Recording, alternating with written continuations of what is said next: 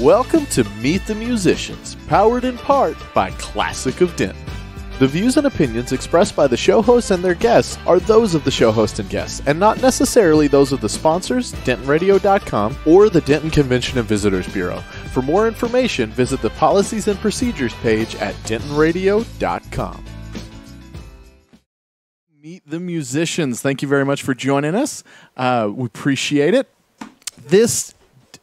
I'm getting tongue-tied. Something was happening off of camera. Anyways, so I'm sorry. I was looking at a technical problem, and I was like, oh, something bad's happened. Okay, anyways, welcome to Meet the Musicians. Thanks very much for joining us, everybody. We appreciate it. Today is a very special day because I'm getting the chance to sit down with a very good friend of mine, the one, the only Dunashay. How are you, man? Doing great. I'm glad to be back in the studio, brother. Man, I appreciate you being here. You have a long history in this radio booth. Yes, indeed, my man. When we first opened, this has nothing to do with your current works, which is what we really want to focus on. But when we first opened up, you were a DJ in this booth.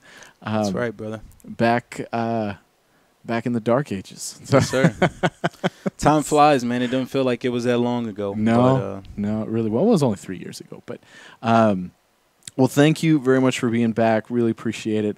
For those that know this man's music, and if you don't, you're about to, please stick around after this interview because he's going to give us a live performance here in studio. You're not going to want to miss that. But before we get into that, Dun, you have got a lot going on right now, including a new project that I want to hear about right now. Yes, indeed. Well, you and I are, pals on camera, off the camera. Yeah. You were born a day before I was. Uh-huh. We are Geminis. And as we tell people that, we kind of get usually like, I kind of, it makes sense now.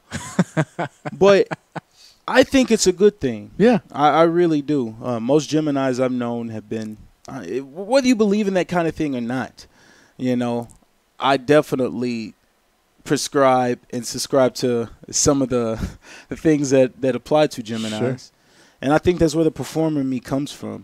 But with that, people will often say, oh, you're two-faced or something like that. Mm-hmm. And I don't think that's true. I try to love everybody. You know me. Yeah. But with that in mind, I wanted to make a project that kind of represents that. At the end of my rookie album titled Unconditional Love, mm-hmm. I sang a song called Gethsemane, and in it I, introduce a slight bit, I guess you could say, influence of hip hop. Okay. And, as people heard it, say, man, we would like to hear more of that. And I mean, since I even recorded that album, Freestyle Friday has been a very big part of my life. Just try to kick a few flows on a Friday and just exercise the mind and enjoy music for what it is, and that to me is why I love hip hop. I don't necessarily want to be a hip hop artist, okay, but I can't deny that it influences some of the ways that I think and approaching lyrics and rhyme schemes and things such as that. So I wanted to introduce that into a project and kind of show the battling sides internally. The Gemini twins were inside of me. I feel two conflicting artists trying to merge, and I just kind of wanted to make a project reflecting that. Yeah. 10 tracks, and I'm gonna sing a few of them today. It's been a great time. It's been since the conception of the idea. It's been about 1.5 years, and to me that's a little bit too long for something like that. But good things come to those who wait, as you said. Yeah. I got a lot going on, so I've been trying to take the inspiration as it comes, and I'm almost ready to, I believe, start laying down some of these tracks. Cool. So let's dive a little deeper into that. You talk about the internal struggle of, specifically for a Gemini, we always talk about how there's two sides to everything, right? And there's sort of a battle going on, and one day you're going to get this, and the next day you're going to get this, and who's going to win in that battle. But I think that's something outside of just Geminis that we relate to, of course, but everybody can relate to that in a certain level. So let's dive a little bit into some of the tracks. Let's just explore some of the. Let's not give anything away, but let's talk a little bit about some of those struggles in some of these songs. Well, I wanted to – the thing that started me off was, after I finished up Unconditional Love, I started thinking, well, for the sophomore album, I really want to have more of a full band sound. I was playing with the Lowdown at that time, so I'm thinking, I want to really encompass what I know my music could be. So I was thinking that in mind as I went into writing some of these, and I had to write a song for one of my cousins who got married last year. And before then, I hadn't written a solid song in at least 2 years. Okay. And for me, that's a long time passing of not really exercising something that I wanted to be a songwriter more than a performer when I started this. So I wrote that song, and that kind of reinstilled some mojo that meant, I still got it. Yeah. So I started to work on this track, and I'll play this one today. It's called Waiting to Be Crowned. So I talk about how I believe that we are queens and kings of our own reality. It's just about the way that you conceptualize and go about your everyday life. And with that in mind, we are essentially waiting to step up and be that higher self that I know that we are all capable of being. So the idea is that, look, while we're going through these struggles and these things that we're learning in life, we're essentially just waiting to step up. So just hang in there until you get there. Another one is called Circles. A lot of times, you go through stages in life where you feel like, I've been here before. And that can frustrate you because you might think that you're better than a situation. But to me, every situation is a learning opportunity.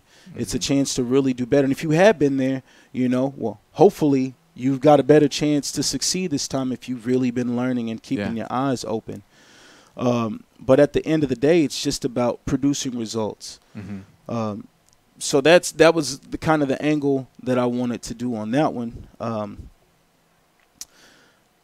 Another one that I'll play today is called Half of a Whole. I'm super excited about this song.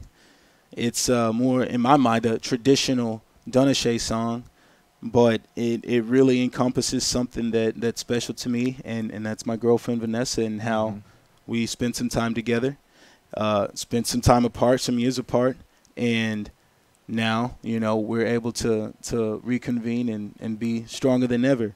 Yeah. And I've learned some things, and the thing from that is to give everything that you've got whenever you know that that's something that you want, you want to pursue. And the last one that I think I'm going to play today is called Until the End of the Day. And that one is just a good pick-me-up song of, a lot of times life can just beat you down. And it's very easy to succumb to the negativity, especially in today's world. It's just every day is getting worse in that regard. But I want people to know that no matter what happens, as long as you can make it to the end of the day, there's nothing can stop you.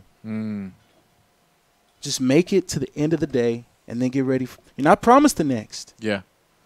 But get to the end of this one, because that's really all we're trying to do, man. Yeah.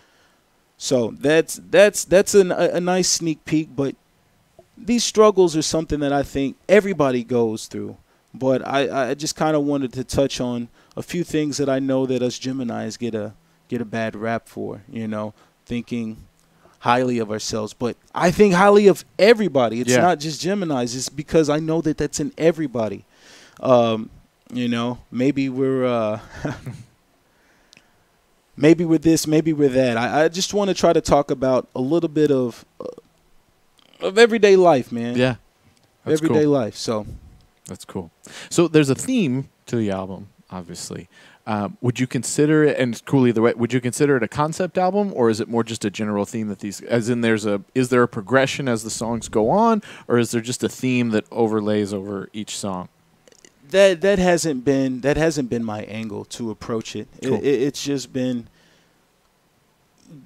more of an idea. Yeah. An idea of the styles that I'm going to present, I think, in the project, more so than fully a journey through. It's going to be a journey. Yeah.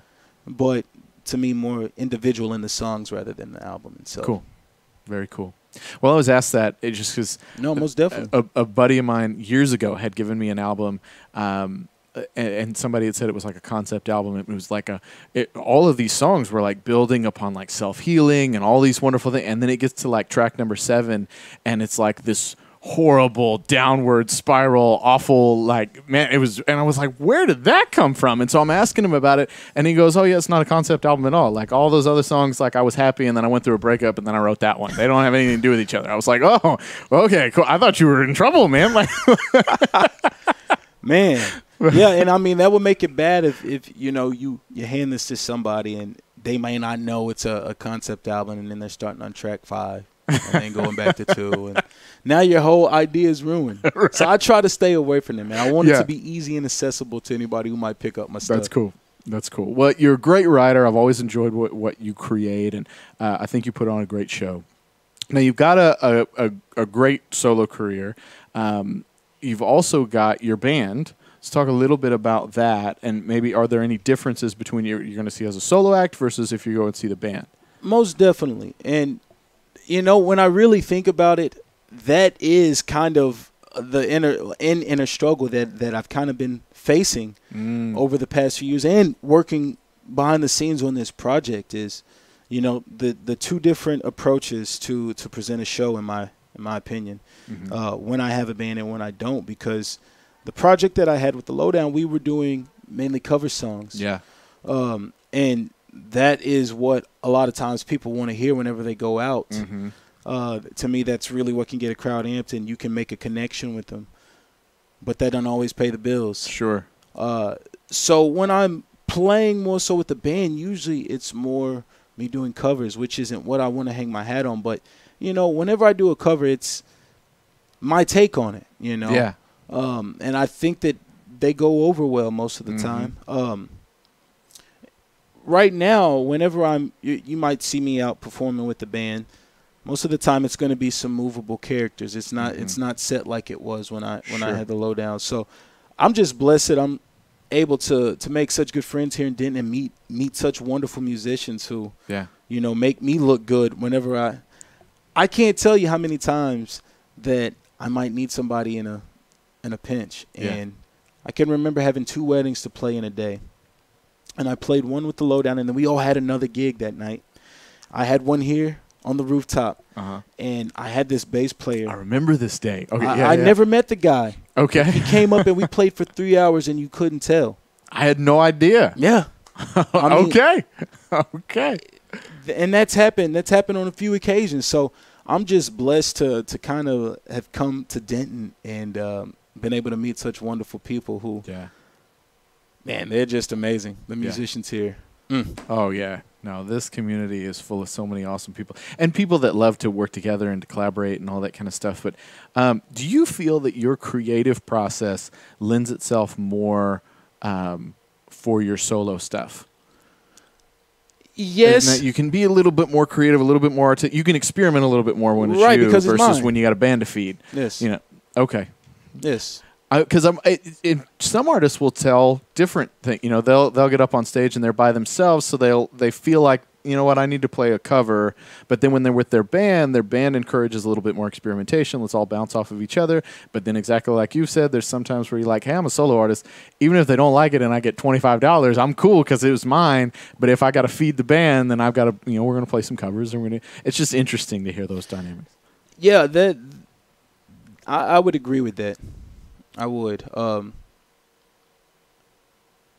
If the situation is calling for something that's solo work, and to me the problem with presenting some of that is, you know, the band may not be acquainted with my music. So really? You know, say instance where I just met this guy, I can hand them the sheet music, but I'm not saying that they can't do it, but sometimes there are certain nuances to me that I would like to keep with an original song that might be fallen upon if I just try to present it to somebody that doesn't know. But don't get me wrong, man. The last time we played Twilight Tunes, just a couple of months ago, I pulled out one of the ones I'm going to play today. And it was the first time I'd ever heard it with the band, and it sounded awesome. Like it kind of gives me more of an idea of what I'm going to look for as I'm going to record it. That's cool. I think it kind of works both ways, but Yeah. you just kind of have to watch Yeah. what you do. Well, and how you do it. I think you're really, really great. I mean, anybody that has not seen Dunashay perform before, you got to check it out because it's a fantastic performer. Solo, the band is also amazing to watch. You've done a lot of stuff with us here at Discover Denton, different events and things like that. We just did the TCVB conference and all that kind of stuff. And you bring so much energy, and it's very uplifting when everybody's, you're a band people are going to have a good time listening to. I dig it. It's great. Band and solo. So I don't want to take up too much. I'm building up this performance pretty big. I don't want to take up too much time here because you're about to perform. But we have a tradition on this show now. This is our version of Marry One, Kill One, Something One. All right, and this is Write, Tour, Duet. Okay, you can pick 3 artists, alive, dead, famous, not famous. One you want to write with, one you want to tour with, and one you want to sing a duet with. Who would they be? I didn't tell you this was coming, so no, you'll get the raw answers. So I would say to do a duet with Miss Lauryn Hill, most definitely. Okay. She's just, oh man, seeing her live a couple of years ago was just amazing. Tour with,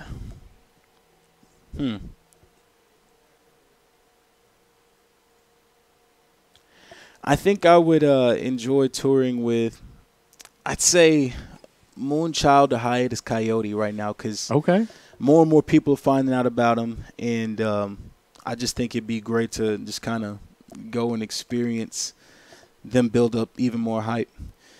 And cool. Right with, because he's still alive, my boy Stevie. I would love to bring just maybe 4 chords to him, and then he just multiply it and hit me with, oh man, a plethora of something that I couldn't even imagine. And love it. Yeah, just take it to a new level. Perfect. Good answers, man. Well, thank you very much for coming to be on the show. Glad to be back in here, man. When the album drops, guys, you got to grab it. Follow any and everything you find. This is Dunashay. You can find him playing around Denton quite a lot. Do you have any specific shows coming up you wanted to plug? No, but just keep hang tight, people. It's been a while. No, truly. I've not been doing public stuff as much as I used to, and it's just because I've been in the lab.